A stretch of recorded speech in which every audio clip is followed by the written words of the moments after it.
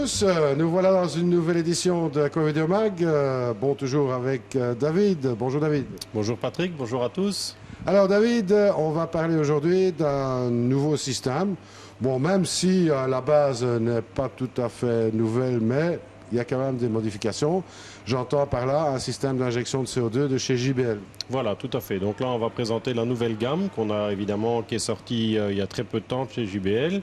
Alors, pas de réel changement par rapport aux bouteilles, bien entendu, mais là, il n'y a pas beaucoup de changements, à mon avis, à prévoir à ma connaissance. Par contre, ils ont fait évoluer le modèle de pH mètre qui est maintenant avec un écran tactile, qui est en fait quelque chose d'innovant dans ce secteur. C'est ça, bon, plus de facilité, plus de lisibilité. Absolument. Voilà, simplicité d'emploi. Voilà, c'est surtout là où c'est différent, c'est qu'ils sont plus simples à utiliser et à faire fonctionner, je dirais, que les modèles qu'on a vus jusqu'à maintenant. Très simple d'utilisation, ils ont fait à mon avis un bon boulot au niveau esthétique aussi. D'un point de vue ergonomie, non, ils ont fait, je pense, une belle évolution en termes de pH mètre. Alors, on va faire ça à la manière américaine. Hein. Les Américains, ils aiment bien parler d'unboxing. Alors, on va pas parler de déboîtage, mais on va parler de l'ouverture de cette boîte comme si vous seriez à la maison. Voilà, tout à fait. On va une fois, comme tu dis, on va une fois essayer. Ah ben voilà, allez, restez avec nous. Alors, première opération, on va ouvrir la boîte, bien sûr. Oui. On peut ouvrir la boîte. Voilà, jusque-là, rien de compliqué. Jusque-là, ça devrait le faire. Et la première chose qu'on trouve, bien sûr, ce sont les manuels d'utilisation. Voilà, une bonne notice. Hein. Là, évidemment, JBL a l'habitude de nous donner des très bonnes notices en multilingue, bien entendu.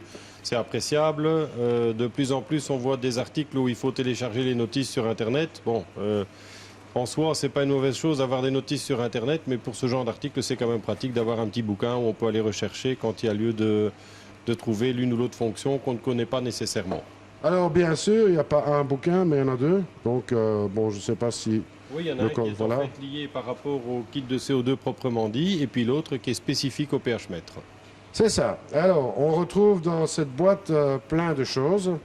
Oui, il y a beaucoup de choses, évidemment. La bouteille avec son support, alors c'est un détail, mais c'est quand même plus esthétique d'avoir une bouteille verticale. Là, on est sur une bouteille d'une contenance de 500 grammes. Important de préciser sur le kit ici en question, il s'agit donc d'une bouteille rechargeable, c'est-à-dire que c'est une bouteille que vous achetez et ensuite vous pouvez la faire remplir.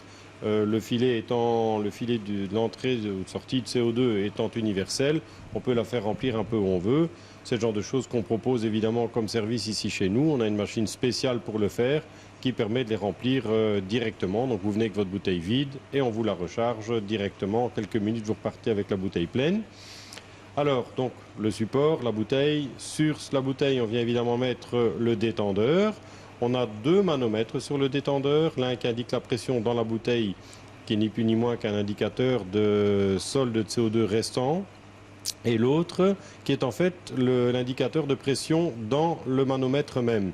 Pourquoi c'est intéressant, cette option-là? Dans certains cas, quand on vient mettre, ici évidemment l'électrovanne est intégré, donc le problème ne se pose pas tellement, mais dans certains cas, le fait de pouvoir régler la pression en sortie de décompresseur permet de travailler avec d'autres types d'électrovannes. Certaines électrovannes ne supportant qu'une certaine pression maximale.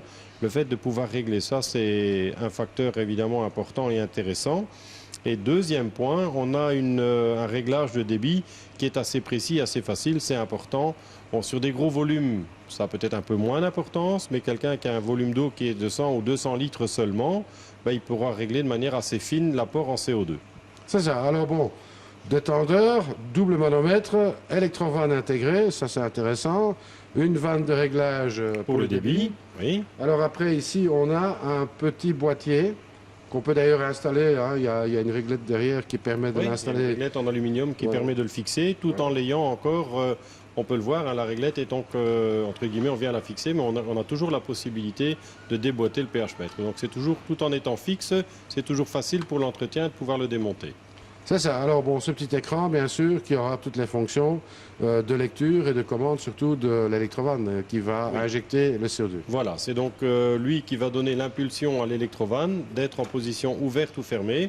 C'est-à-dire qu'en faisant court, on programme dans le pH mètre le pH minimum que l'on souhaite avoir dans l'aquarium, en sachant, on va le rappeler au passage, que l'effet du CO2, bien entendu, étant dissous dans l'eau, il fait baisser le pH.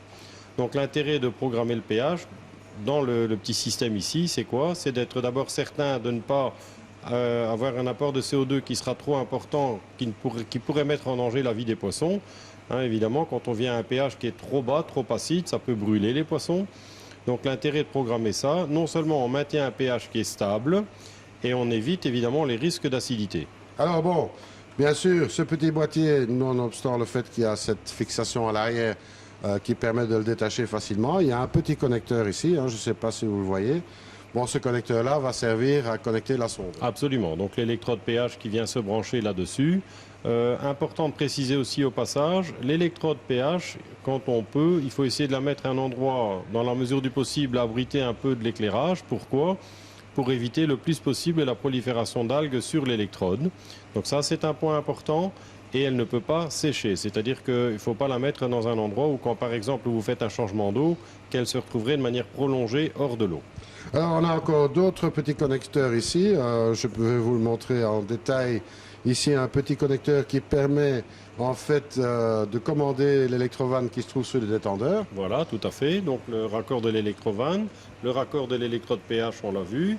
Le raccord évidemment ici qui part pour donner l'impulsion et ensuite l'alimentation électrique. Oh, c'est un raccord pour mesurer la température. Hein, oui, ça c'est pour la sonde température et ici vous avez donc l'alimentation, le petit carré jaune, là ça c'est l'alimentation électrique en basse tension. Alors pourquoi est-ce qu'il y a une mesure de température? Tout simplement parce que les mesures de pH sont très sensibles, je dirais, à la variation de température. Donc, absolument, il y a une correction à faire en fonction de la température, d'où ce connecteur qui permet de mettre un thermomètre immergé. Qui est effectivement important. Il y a aussi il y a beaucoup de pH mètres sur le marché où on n'a pas cette compensation. Maintenant, on a là la possibilité d'avoir une compensation, je dirais, directe et automatique entre le pH et la température. Alors ici, bon, j'aime bien chipoter un petit peu. On a évidemment le petit système qu'on va mettre collé à l'intérieur qui va permettre la dissolution du CO2 dans l'eau. Oui, voilà, tout à fait. Ce qu'on pourrait appeler techniquement le réacteur. Donc c'est là où le CO2 vient. Et donc c'est cette pièce-là qui va donc dissoudre le CO2 dans l'eau de l'aquarium. Alors ici, on a encore un petit... Alors là, c'est ni plus ni moins qu'un échantillon d'engrais. Voilà, absolument. Ben, on aime bien montrer les choses, hein, puisqu'on fait un unboxing, comme disent les Américains. Et alors ici, on a des supports d'éprouvettes. Voilà, donc ça c'est aussi un petit détail, mais c'est un détail qui a son importance et qui facilite la vie le jour où on veut faire l'étalonnage des sondes, voilà. Hein, on étalonne dans le cas de l'utilisation de 12 pH4, pH7, avec un emplacement pour les petits récipients dans lesquels on va mettre les réactifs, donc les étalons 4, 7 et l'eau distillée, qui va nous permettre de bien rincer l'électrode avant de passer de l'étalon 4 à celui de 7. Alors, ce que j'ai bien aimé, moi, ici, dans ce système, en fait, je vais tenir le micro une seconde, c'est le fait d'avoir prévu un support pour la bouteille, parce que c'est toujours un problème de la faire tenir, cette bouteille. Oui, pour les bouteilles de 500 grammes, effectivement, hein, on voit bien que la faire tenir droite, sinon c'est compliqué. Ici, avec le petit support qui est tout simple, ça permet d'avoir quelque chose d'esthétique et de fonctionnel. Alors, bien entendu, ça c'est pour la première partie, je dirais, visible, puisqu'il y a encore un étage où on peut voir... Oui, là, on va trouver évidemment l'électrode qui est à prévoir, l'adaptateur bien entendu qui est fourni, le tuyau, un échantillon également d'engrais liquide qui est fourni également. Et je pense qu'il est important de faire aussi une parenthèse pendant qu'on est occupé de parler du CO2. Donc là, on a un kit évidemment qui est complet et en état de fonctionnement avec un système de réacteur qui vient se mettre dans l'aquarium.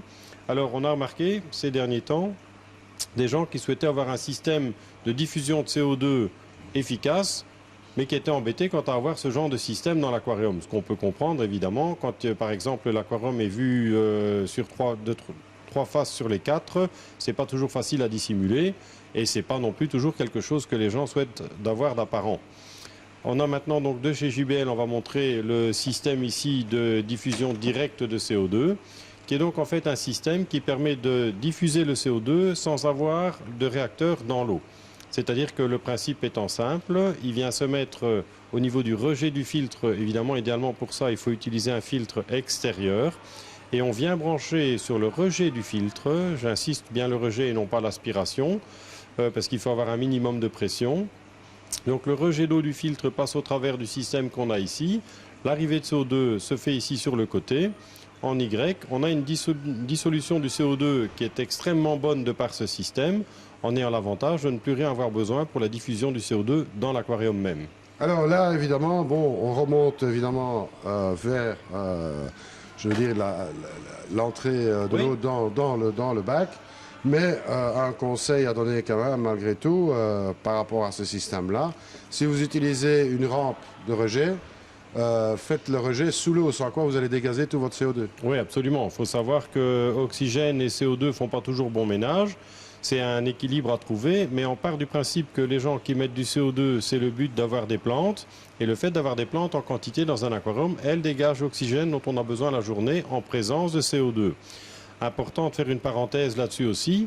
Quelqu'un qui a beaucoup de plantes et qui a aussi beaucoup de poissons, il doit également faire attention la nuit à avoir un apport d'oxygène. Parce qu'évidemment, on n'a plus besoin d'apport de CO2 pendant la nuit. Les plantes n'en ont pas l'utilité, elles ne le consomment pas. Mais à ce moment-là, elles font l'inverse, elles consomment de l'oxygène pour relâcher du gaz carbonique. Et à ce moment-là, il faut faire attention que les poissons ne soient pas en carence d'oxygène. Ce qu'on a tendance à conseiller aux gens qui ont une population importante en poissons et qui ne veulent pas courir de risque la nuit tout en ayant de très bons résultats avec les plantes, c'est donc d'utiliser le CO2 la journée et la nuit, tout simplement, de mettre une petite pompe à air, il ne faut pas grand-chose, sur une minuterie qui ne va en fait tourner que la nuit. Et là, on est sûr, il y a suffisamment d'oxygène pour les poissons, même quand ils sont nombreux pendant la nuit, en l'absence évidemment d'apport de CO2, mais il est évident que pour garder les intérêts du CO2 la journée, il faut couper la pompe à air, parce que le fait d'oxygéner pendant la journée, évidemment, ça a pour tendance à faire en sorte que le CO2 s'évapore. Alors la bonne nouvelle, évidemment, ce petit accessoire ici, hein, donc le Direct 1622, ce petit accessoire est disponible et peut être utilisé pour tous ceux qui ont déjà un système de CO2 installé chez eux. Absolument. Celui qui dit, voilà, j'ai un système de réacteur dans l'eau aujourd'hui, mais que je trouve pas très pratique à l'entretien ou que je ne voudrais plus voir dans l'aquarium même. C'est un système qui existe ici en 1622, c'est donc le diamètre du tuyau souple qu'on vient adapter dessus. Ça existe dans différents diamètres. À partir de 9-12 mm jusque, que je ne dise pas de bêtises, 19-27 mm, c'est-à-dire que ça couvre pratiquement tous les diamètres de tuyaux souples qu'on peut trouver qui sont liés au filtre extérieur. Le seul prérequis, c'est d'avoir un filtre extérieur, bien sûr. Absolument, encore que c'est contournable. Je prends le cas d'une personne qui aurait un filtre interne, il pourrait très bien imaginer de mettre ce système-là, donc de sortir quelque part de son filtre interne avec la pompe, de toute façon, de passer au travers de ça pour retourner dans l'aquarium après. Il n'est pas impossible d'installer ce genre de système pour quelqu'un qui a un filtre interne. Le tout, c'est de faire, au niveau tuyauterie, faire en sorte que le rejet d'eau de la pompe en haut, dans ce cas-là, passe par le système. Bon, vous savez, c'est très simple, hein, vous demandez conseil ici, il y a toutes les solutions qui sont disponibles. Oui, et puis au niveau raccord, tuyauterie, tout ça, on a tout ce qu'il faut. Sympa parce que bon, c'est vrai que les réacteurs, c'est pas toujours très esthétique dans un bac. Oui, donc, tout à fait. Et c'est pas toujours non plus très facile à entretenir. Hein. Quand on voit toutes ces alvéoles, ça rend le système de diffusion efficace. Mais évidemment, pour le nettoyage, c'est pas toujours ce qu'il y a de plus aisé. Absolument. Alors, que pouvons-nous dire de plus? Bon, bah, peut-être donner une idée du prix du système. Oui, là, on est donc sur un kit qui est aux alentours de 440 € avec une bouteille donc de 500 grammes, le pH mètre, le détendeur, l'électrovanne, tous les accessoires, étalonnage et tout ce qu'il faut. Les sondes, etc. Donc, Alors, attention, les sondes, dans leur kit, JBL font ça un peu différemment d'autres gammes. Les sondes ne sont pas inclus dès le départ. Pourquoi? Parce qu'ils partent du principe que les sondes doivent être en fait conditionnées séparées. Pourquoi? Parce que les sondes ne peuvent pas sécher. Et théoriquement, ils donnent également une date, entre guillemets, de validité pour les sondes, pour être certain que les sondes ne soient pas trop longtemps emballées. Bon, évidemment, dans notre cas, c'est des produits qui tournent, mais dans certains cas, quand ça passe par des grossistes et que ça a tendance à éventuellement tarder un peu dans les socs à droite à gauche, ça pourrait avoir un effet négatif sur la durée de vie de la sonde. Donc, dans leur cas ici, il faut bien ajouter la sonde. on a une idée du prix de... Oui, tout à fait. On a maintenant un kit complet sonde avec les 3 liquides d'étalonnage. Enfin, encore qu'ici, on va les avoir dans le kit, mais on va se situer aux alentours de 85 €. Donc voilà, ajouté aux 440 initiales. Voilà, absolument. Important de le signaler, il va y avoir des offres à suivre sur notre site ici pour le lancement, où il va y avoir à l'achat d'un pack une bouteille de 500 grammes, une deuxième bouteille de 500 grammes offerte. C'est ça, avec du CO2 ou sans? Avec. Donc, ça marchera mieux. On sait jamais. Oui, oui. On va faire poser la question. Oui, Bon, oui, oui. tant qu'à faire, c'est quand même plus sympa quand elle est pleine plutôt que de l'acheter vide. Hein. Ça marche mieux. ça marche mieux. En principe, enfin en principe non, ça marcherait réellement mieux. Très beau petit système en tous les cas, facile à planquer dans une petite Oui. armoire sous le bac. Hein. Oui, et ça change vraiment tout à fait les résultats qu'on peut obtenir avec les plantes. Ça n'a aucune comparaison. Voilà, un beau petit support, les accessoires sont fournis, un système de mesure intégré qui permet de faire un tas de choses, bien sûr, une lecture aisée. Oui, et puis permanente aussi. Ça permet non seulement de gérer le CO2, mais on voit aussi en permanence le niveau du pH en aquarium. Ça, c'est aussi intéressant. Alors moi, David, moi, ce qui m'a épaté, c'est surtout ce système-là, parce que bon, moi, j'ai toujours eu horreur d'avoir, je vais dire, le système intégré dans l'eau. Moi, j'avais un bac à discus, j'avais une armoire qui était fort volumineuse sous le bac, donc j'avais pas de problème. J'avais mis un diffuseur qui permettait de le faire, je veux dire, en externe. Oui. Donc ça, c'était intéressant parce qu'on ne voyait justement pas Oui, le diffuseur dans le bac.